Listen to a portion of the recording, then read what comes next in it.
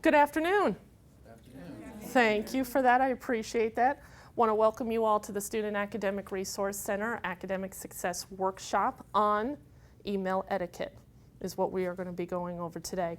We're going to be spending just about 45 minutes together on this important issue to make sure that your communication skills to those professionals here on campus presents yourself in the best light.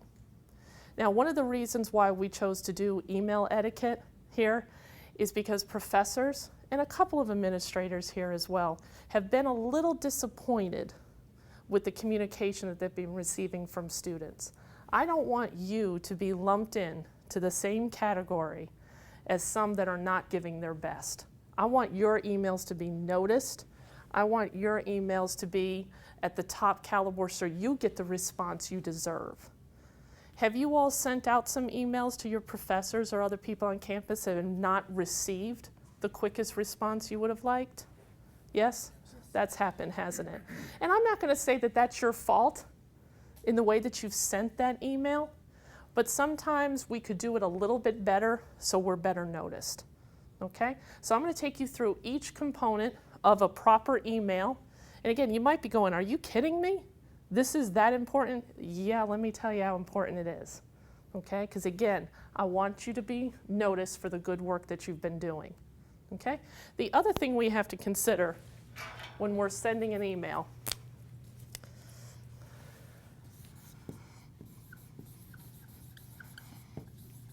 is who is your audience. And your audience is obviously the person who is receiving it.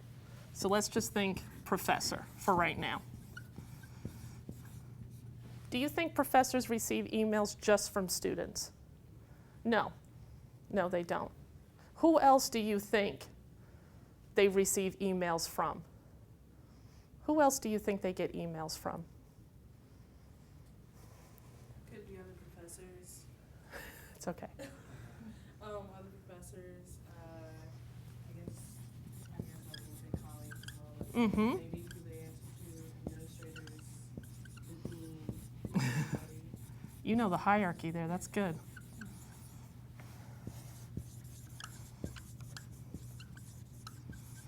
Who else do you think they get emails from? Besides students, besides their supervisor, besides their colleagues. Who else?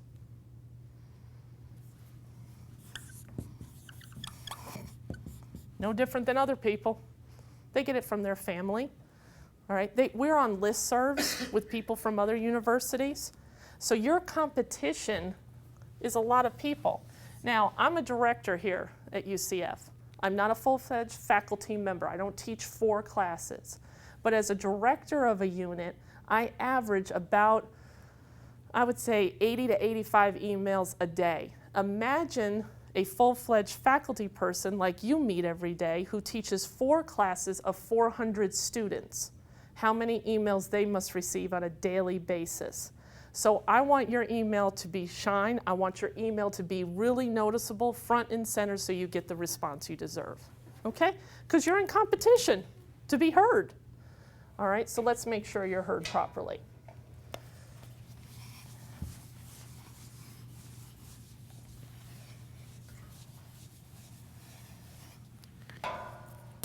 Now, in the different components of an email, we start with username. Are all of you using your Knights mail? Everybody's using Knights mail, okay? You need to be using Knights mail, okay? That's the standard one. And I will have to say, since the university has started Knights mail, this has become much more professional. Much more professional, because typically now I'm seeing that students are using maybe their first and last name at Knights, etc. Okay, I'm not seeing some of the craziness that we used to have with Yahoo, Gmail, AOL, all of that. But it starts with your username. So hopefully, if your username is something like your initial, you're going to be okay. But there still are some out there that aren't getting that. You don't want your email to pop up on the professor's screen as something a little crazy. I love purple kittens at Knights. okay? Or some of these. I had a student actually this morning on the phone with me, and I said, can I have your email address?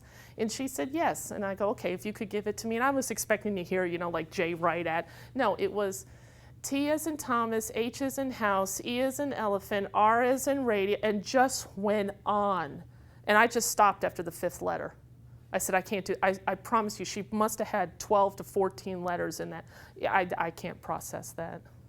Okay? We want to make it easy on our person, and we've seen some of these, like you have a T, little o, underscore, this is a 0, then an R, then another underscore, then an X. Please, let's just make it easy on everybody, okay? Let's make it easy on everybody. And it is a sense and a level of professionalism here. I don't know how many of your faculty, I don't think they are. We don't put on ours, I dream white clouds at nights. I don't think your faculty even have that.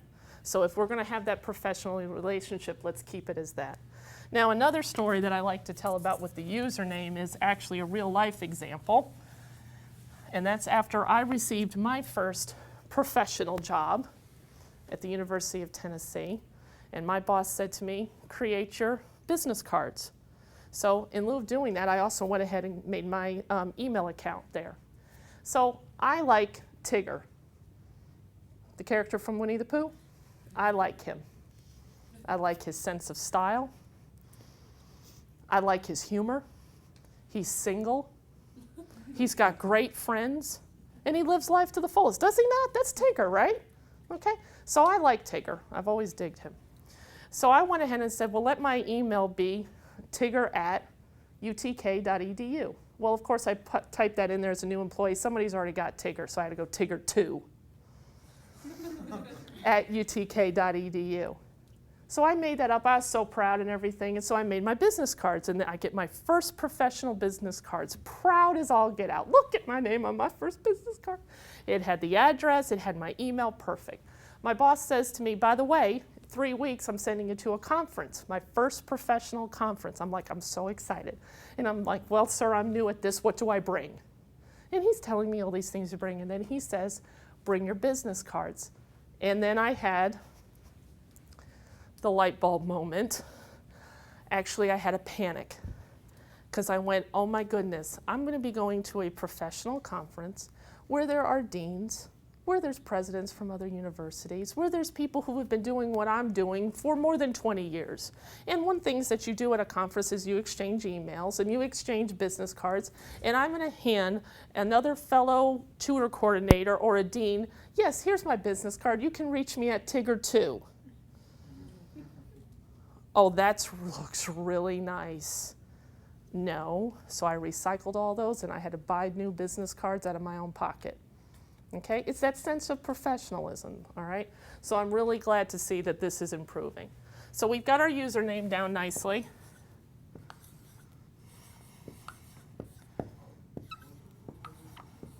Now let's work on the subject line, okay?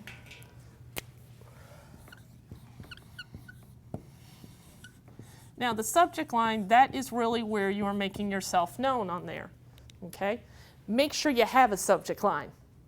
Let's do that. Have you received emails with no subject line whatsoever?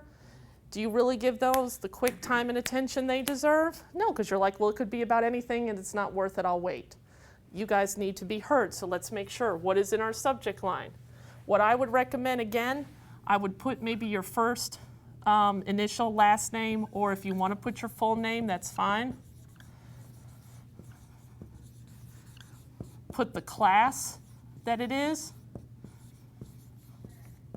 and then maybe what you need.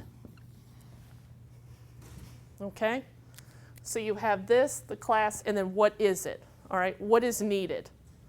Okay, homework help, test clarification, absent from class.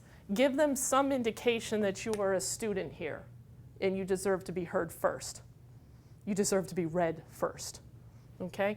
First and last name, the subject area, and then what is it about. It's okay if it goes long, don't worry about it. It's okay if it goes long, all right? But that will help delineate who you are.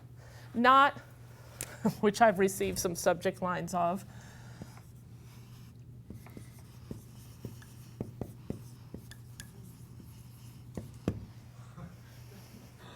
Now, if I'm reading this, it better be an emergency from somebody I care about, okay? Because if I read it and it's a student telling me that they can't be in class because they're going on a cruise to Hawaii, I'm not going to be really happy about that, okay? So let's step it up and be noticed. So let's make sure it's something like this, okay?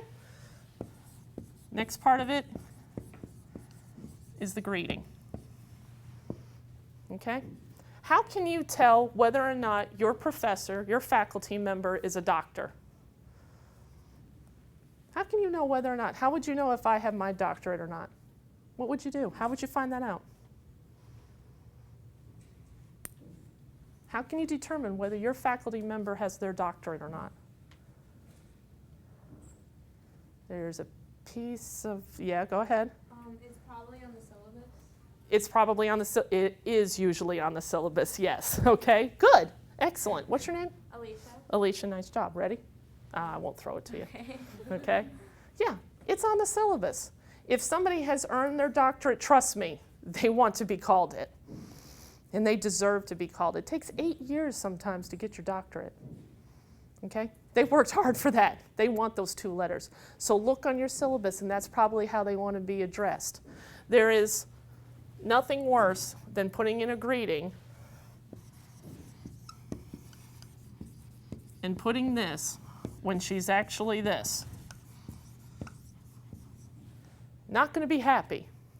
They want to be called this. All right, so find out. Now, if it's a woman faculty member, you need to look. You don't know whether she likes Miss, or Mrs.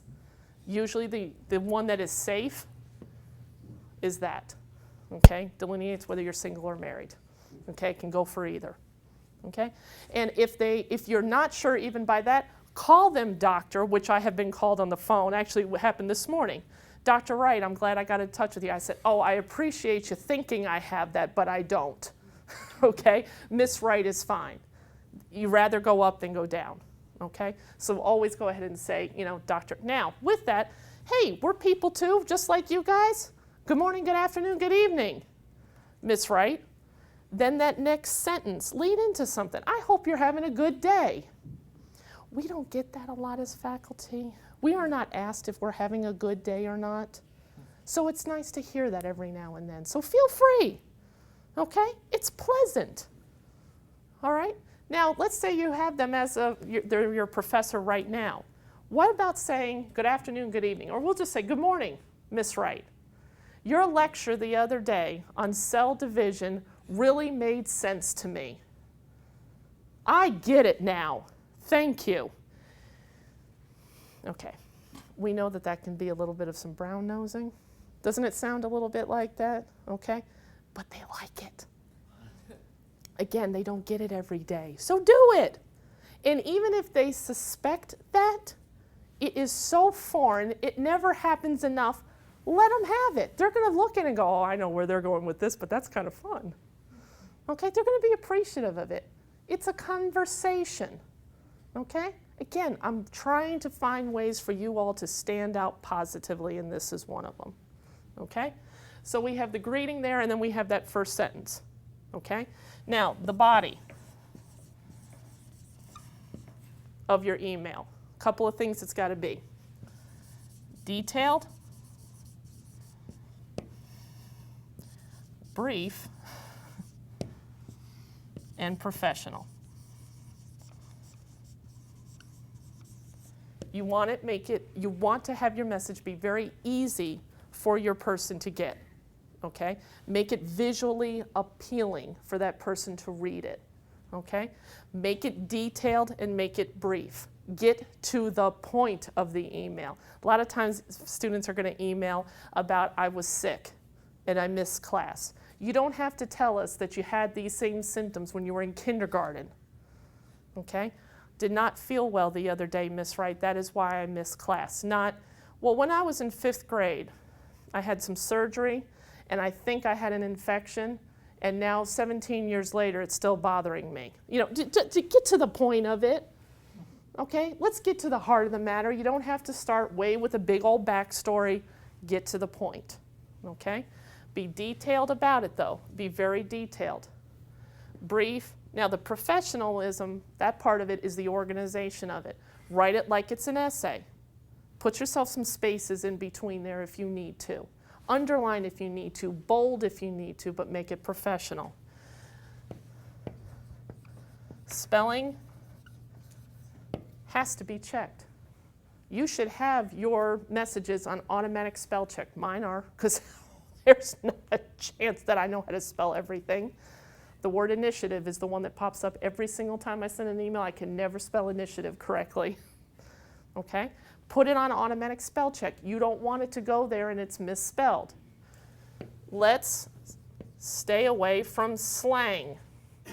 When email was first created, it was created for the professional. It was not created for us to communicate with friends. I did not have email until I was a graduate student. And even when we first got it, I did not email my sister. We were not emailing people. We were emailing colleagues and professionals from one another. So anybody who is 40 years of age or higher than me or older than me, that's how we've been introduced to email. And that's the only way we truly know. I don't know all these slangs, and a lot of your faculty don't know. So when you put in there,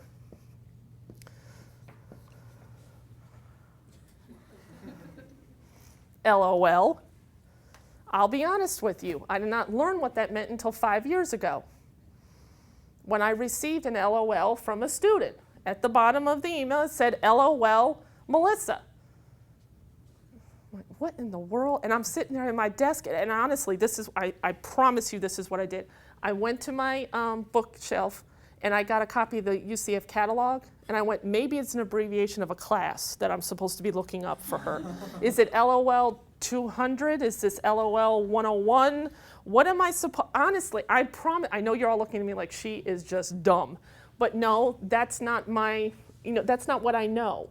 So then when I found out what Melissa was sending me, and a student told me that it could mean lots of love. I wish Melissa the best, but she doesn't have to send me any love. That's not where we're at. And then I heard it could mean, what is the other one? Laughing out loud. Why are we laughing?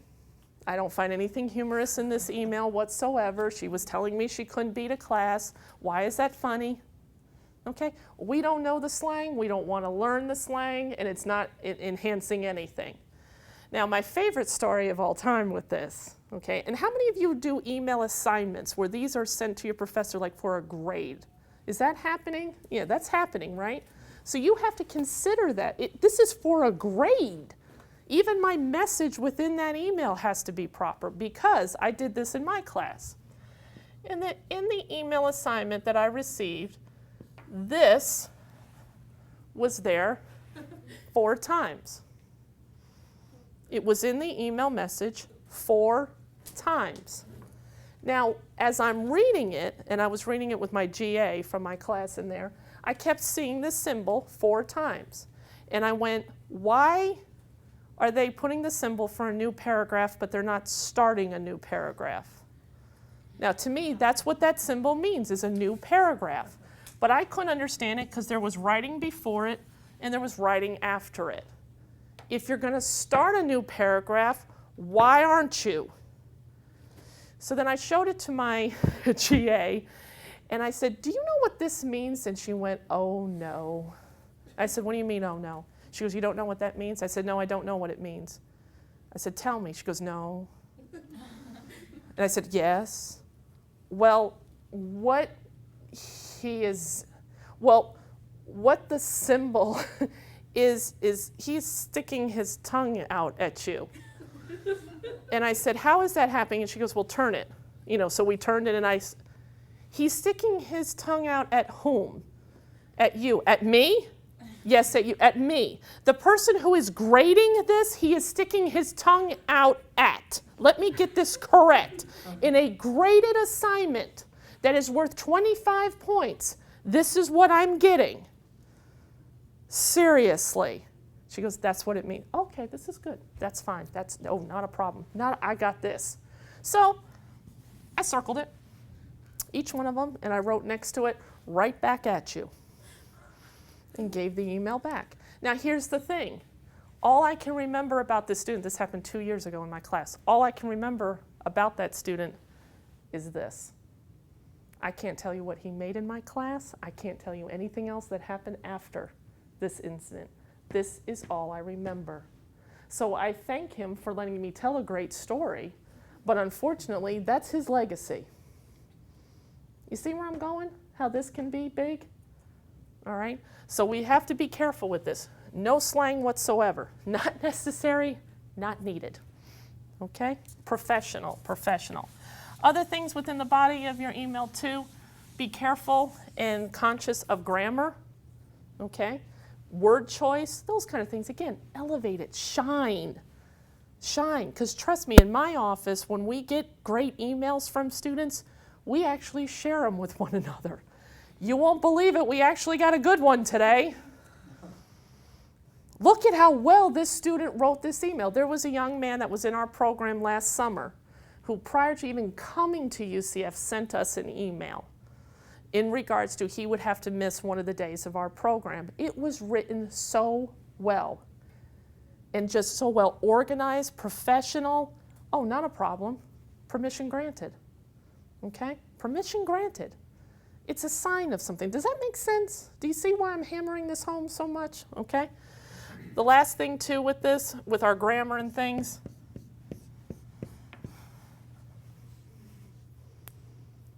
true? Okay. I will not be in class does not start with this. It starts with this.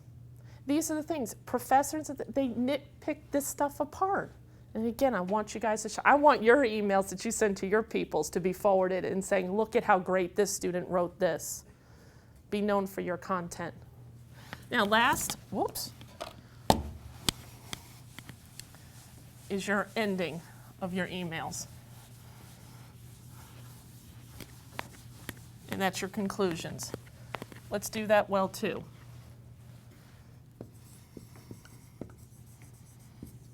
Thank you very much for your time. I appreciate you getting back to me at your earliest convenience. Thank you very much. Looking forward to seeing you in class. Dr. Phillips on Monday. Have a great weekend, whatever. And if you happen to know something fun about them because they revealed that in class, put it in there too. Now, I'm a big NASCAR fan. A couple people in here know that, but I'm a big NASCAR fan. And I would get emails from students, hope you enjoy the race this weekend. Oh, that means something, thank you. Okay, if you know something like that, throw it in there, it's fun.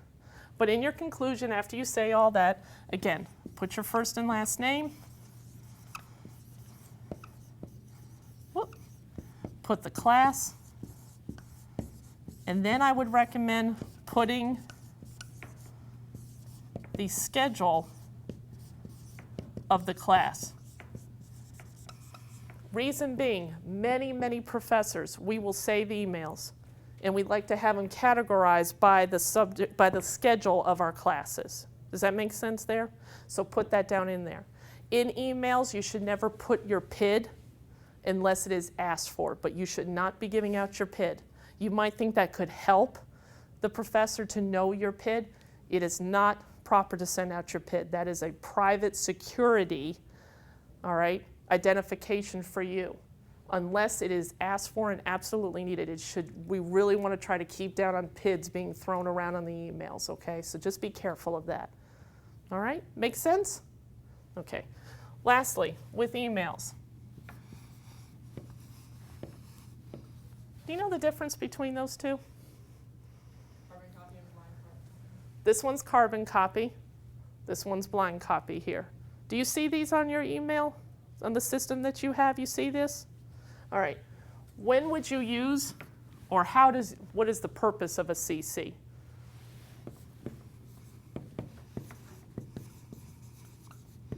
So let's say I'm sending this to Stacy, and it's from me.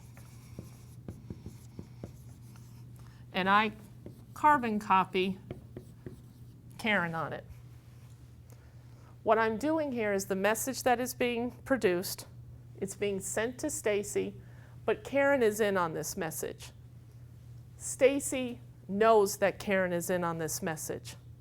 A lot of time, this person over here just wants to know that the email was sent, or maybe was in on the original conversation, or I feel it's necessary for Karen to know that Stacy and I are communicating. Okay? Does that make sense? All right, how you would use that. The blind copy, let's say here, I blind copy Kim on this. Let's take Karen out. This is a little sneaky, is what this is. This is sneaky. When you're blind copying somebody, Stacy does not know that I also let Kim in on this.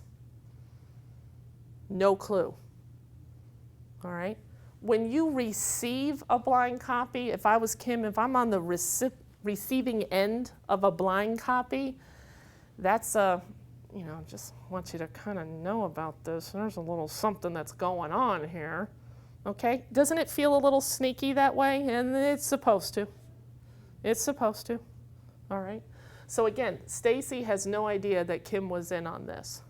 She'll never know. Even if you hit reply, if Stacy hit reply or reply all, still does not know.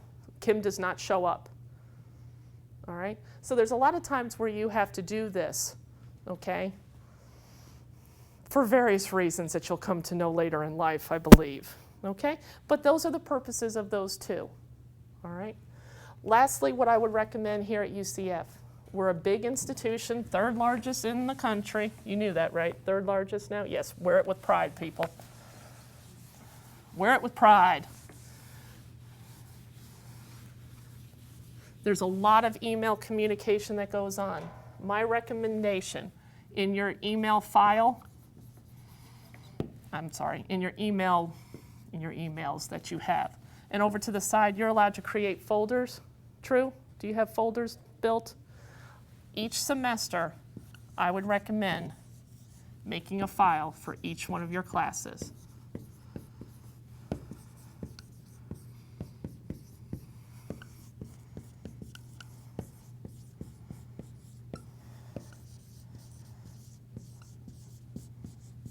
Okay? And any email communication that comes between you and faculty, or you and anything regarding these courses, is saved into these files. Anything, okay, that you get, save it into these files so you always have that documentation. Maybe you have another bigger file out here that says UCF, and underneath there, if you get financial aid information, scholarship information, student organizational information, etc., put that in here and put it under there just in case you need that documentation, okay, because it is critical to have that kind of documentation on a campus this size. All right, and it helps you. It just saves. I can't tell you how many files I have. I probably am up to at least 22 files. I save just about every email or something because you need it. You just never know. And especially for you all here, if you communicate with faculty and they teach a large section, you went ahead and emailed each other and had an agreement about the fact that they're going to say, hey, you do well on your next test, and we'll double that. I'll forget test 1. Well, you said it in talking. Okay, you said it in talking. If I were you, you email that. I just want to make sure that I understand from class today. You said that if I did the following and get that out there, okay? And what if they email back? Yes, absolutely no problem. I adhere to that. Come your final grade and you're sitting there with a D. Huh? No, that's supposed to be a B+. Where's the D? And the professor says, well, this is what I added it up to be. On the 28th, sir, when you emailed me, you said that the following would occur. Oh, please. They don't have a case. It's all done, taken care of. Okay? So now on the flip side of that too, remember, whatever you send out in communication to your professor, they're probably saving as well. So we want it to be of the professional level, okay, and not anything crazy in there. All right? Questions or thoughts about this? Make sense? A little bit better than when you came in? Okay? Got this now? Your next email, you're going to take some time with it. Think about that audience. If you don't want to get email back and forth, and clarifications constantly, write it well the first time and it'll never happen. Okay? Thank you for attending this academic success workshop on email etiquette. We look forward to your participation at the next SARC workshop. Thank you.